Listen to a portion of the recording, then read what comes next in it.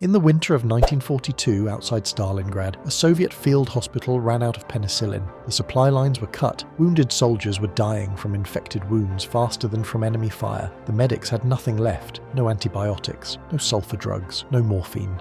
What they had was garlic, crates of it, pulled from farms the Red Army had requisitioned along the Volga. Soviet microbiologist Zinaida Yermolyeva had already demonstrated that garlic paste applied directly to open wounds could prevent gangrene. The military doctors crushed raw cloves, mixed them into solution, and packed them against infected tissue. It worked. Not as well as penicillin, but well enough that soldiers who should have died from sepsis survived. The Red Army called garlic Russian penicillin, not as a joke, as a field classification, and here is what nobody told you about that garlic. Raw, it works for about 60 seconds. The compound that kills bacteria, allicin, has a half-life measured in minutes. By the time it hits your bloodstream, most of it is already gone. The Soviet medics applied it directly to wounds because swallowing it would have done almost nothing. But there is a method, older than antibiotics, older than penicillin, older than germ theory itself, that transforms those same cloves into something your body can actually absorb. 8 cloves, 1 jar, raw honey, and 6 weeks of patience. The result is a ferment that converts allicin into a compound called S-allylcysteine, which your body absorbs at over 90% bioavailability. The same garlic, the same sulfur compounds, nearly 6 times more potent, and the total cost is less than what you pay for a copay. Here is what actually happens inside a garlic clove when you crush it, because this is the part that makes the honey ferment more than a kitchen trick. Intact garlic contains no allicin, 0. What it contains is a compound called alliin, stored in one compartment of the cell, and an enzyme called alliinase, stored in a separate compartment. When you cut, crush, or chew a clove, you rupture the cell walls and the two compounds make contact. Alliinase converts allin into allicin within 10 to 60 seconds. That reaction is the reason freshly crushed garlic burns your tongue. It is chemistry happening in real time on your cutting board. Allicin is extraordinarily potent. Laboratory studies have measured its minimum inhibitory concentration against MRSA, methicillin-resistant Staphylococcus aureus, at 16 to 32 micrograms per milliliter. That is comparable to pharmaceutical antibiotics. In 2014, researchers testing garlic extract combined with ampicillin found that the combination reduced the effective dose of the antibiotic by 20 to 40 times. The garlic did not replace the drug. It made the drug 20 to 40 times more effective, but here is the problem. Allicin is also extraordinarily unstable. Its half-life in blood is less than 1 minute. Less than 1 minute. The moment it enters your circulation, it begins breaking down.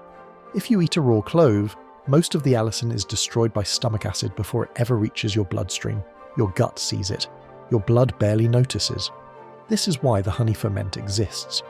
When raw garlic sits submerged in raw honey for weeks, the allicin does not survive intact. It breaks down, but it does not disappear.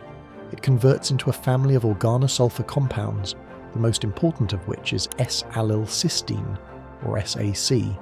And SAC is fundamentally different from allicin in one critical way: bioavailability. Raw allicin. Poor systemic absorption, half-life under 1 minute, destroyed by digestion, S-allylcysteine, over 90% oral bioavailability, stable in blood, detectable in plasma for hours. Aged garlic extract, which undergoes the same conversion process, contains 5.9 times more SAC than raw garlic. 5.9 times. The same clove, the same sulfur compounds, restructured by time and fermentation into a form your body can actually use. That is not an upgrade. That is the difference between medicine you swallow and medicine that works. Now here is the number that should keep you awake tonight. $47 billion. That is what the global antibiotic market generates every single year. And the last time you had a sore throat, a sinus infection, or a chest cold, here is what that market charged you for the privilege.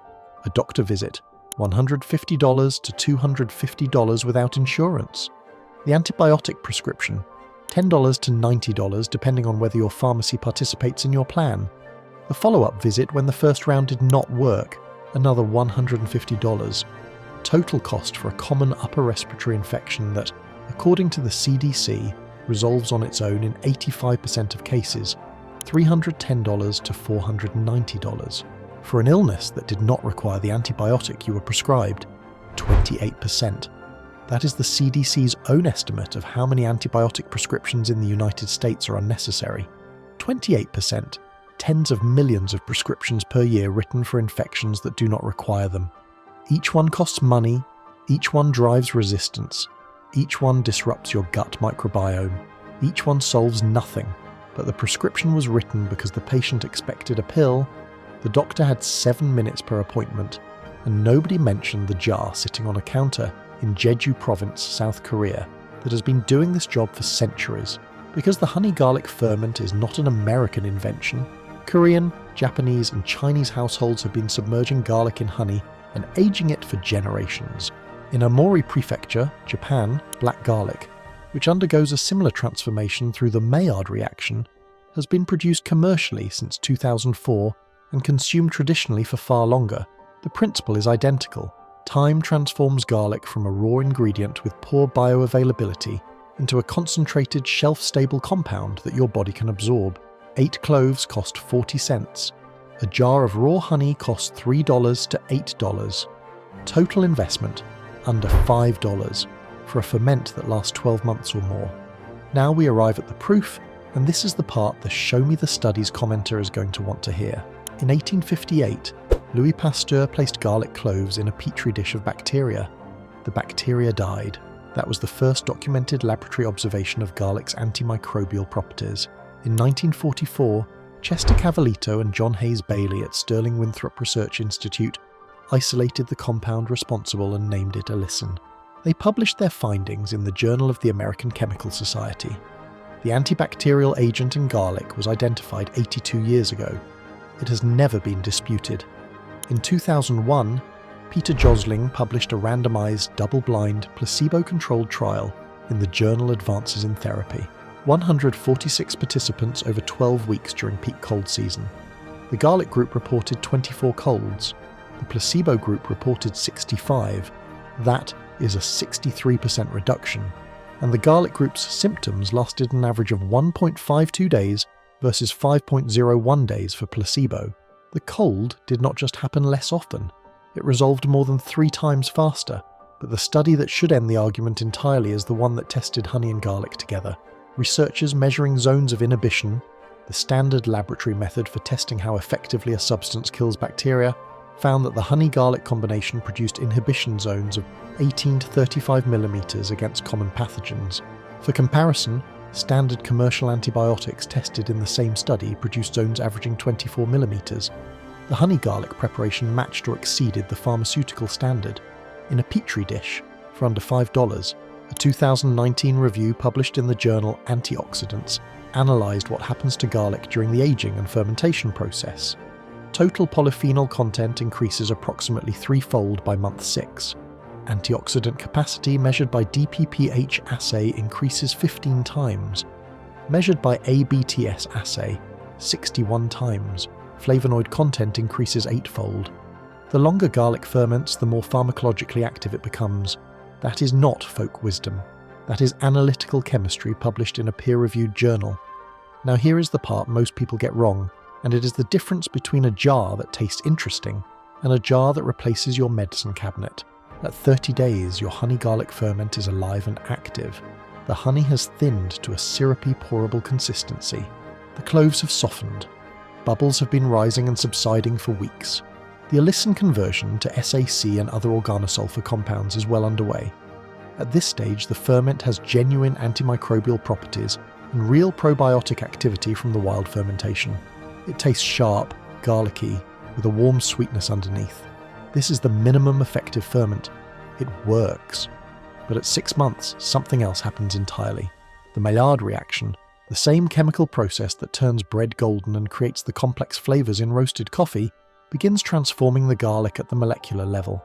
The cloves darken from white to amber to deep brown. The harshness disappears. The flavour becomes rich, almost umami, with a sweetness that has nothing to do with the honey. The total polyphenol content, which was already elevated at 30 days, triples. Antioxidant activity increases 61 times compared to raw garlic. Flavonoid content increases 8-fold. The garlic has not rotted. It has not spoiled. It has undergone the same transformation that occurs in traditional black garlic production, but slowly, at room temperature, over months instead of days in a heated chamber. And the honey, which started as a simple sugar medium, now contains dissolved organosulfur compounds, trace probiotics, and a concentration of bioactive molecules that did not exist when you sealed the jar. This is the 6-month jar, the one that sits on the shelf in a farmhouse kitchen in Chungcheongnam-do Province, South Korea, that has been there since autumn, the one that a grandmother in Aomori pulls out when someone in the family gets a cold, the one that every culture that ever fermented garlic in honey discovered independently. The longer you wait, the more powerful it becomes. Here is exactly what you do. You need 8 cloves of garlic, fresh, firm, no green sprouts. If the clove has a green shoot in the centre, it is old. The allicin content has already begun degrading. Use fresh cloves. You need 1 jar. An 8-ounce mason jar is perfect. Clean it with hot water and let it air dry. Do not use antibacterial soap. Residual chemicals can inhibit fermentation, and you need raw honey. This is not optional. Pasteurized honey has been heated to 145 degrees Fahrenheit, which kills the enzymes and wild yeast that drive the ferment. Raw, unfiltered, unpasteurized honey.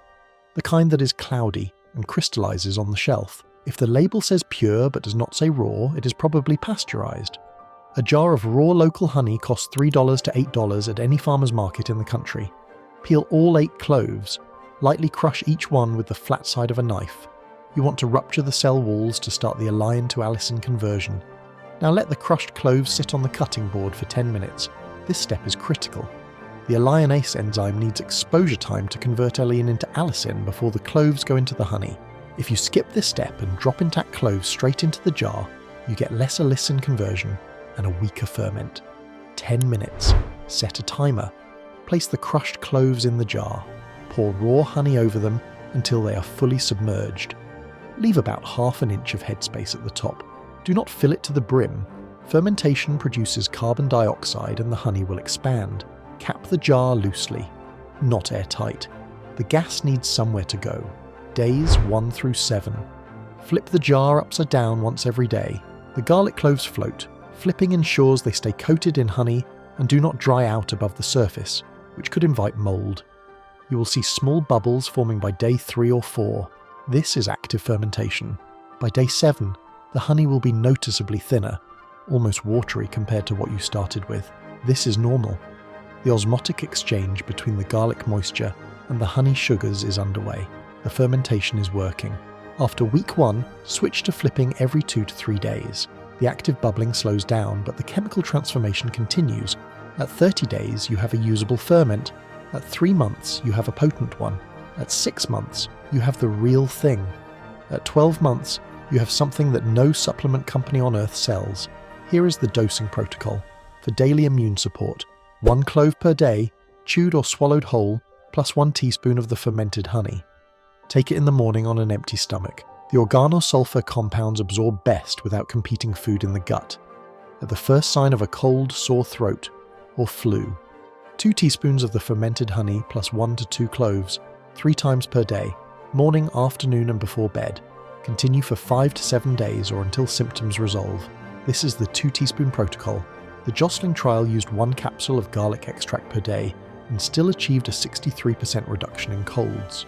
2 teaspoons of 6-month fermented honey garlic delivers a substantially higher concentration of bioavailable compounds than any single supplement capsule, for sore throat specifically. Let 1 teaspoon of fermented honey dissolve slowly on the back of your tongue. Do not swallow it immediately. Let it coat the throat for 30 to 60 seconds. Honey alone has documented antimicrobial and anti-inflammatory properties on mucosal tissue. Honey infused with 6 months of garlic-derived organosulfur compounds does both jobs at once. A few rules, and these are not suggestions. First, botulism. This is the question everyone asks, and the answer is straightforward. Clostridium botulinum can grow in low-acid, anaerobic environments. Raw honey is a known potential carrier of botulinum spores. However, in a properly made honey garlic ferment, the pH drops below 4.6 within the first 2 to 4 weeks, as fermentation produces organic acids. Below 4.6, botulinum cannot produce toxin. There are 0 documented cases of botulism from fermented honey garlic in the published medical literature. 0. But to be safe, monitor the pH if you have strips, and do not give raw honey to children under 12 months. Their gut flora cannot suppress the spores. Second, blood thinners. Garlic has mild anticoagulant properties. If you are taking warfarin, aspirin, or any prescription blood thinner, consult your doctor before consuming fermented garlic daily. Third, stop consuming fermented garlic at least 2 weeks before any scheduled surgery. The anticoagulant effect can increase bleeding risk. Fourth, if at any point you see fuzzy mold growing on the surface of the honey, or on a clove that floated above the honey line, discard the entire batch. A white film or minor bubbling on the surface is normal fermentation activity. Fuzzy, raised, coloured growth is not. Fifth, store the finished ferment at room temperature, out of direct sunlight. It does not need refrigeration. Honey is naturally antimicrobial, and the low pH environment is self-preserving. A properly made jar lasts 12 months or more. Pasteur documented garlic's antibacterial properties in 1858. Cavallito isolated allicin in 1944. Josling proved it in a double-blind trial in 2001. Fermentation Science confirmed the bioavailability upgrade in 2019, and the jar that combines all of it costs less than the copay to see the doctor, who will never mention it. 8 cloves, 1 jar, raw honey, 6 weeks minimum. The formula Korean grandmothers, Japanese farmers, and Soviet field medics all arrived at independently, not because they read the same paper, because they observed the same result. And every year the pharmaceutical industry generates $47 billion selling you a prescription for something that has been sitting on a kitchen counter for centuries. If you found this useful, subscribe to this channel and turn on notifications, because next week I'm going to show you the fermented bark extract that Appalachian healers used for joint pain for 200 years before the pharmaceutical industry synthesized the compound, patented it, and priced the original out of existence.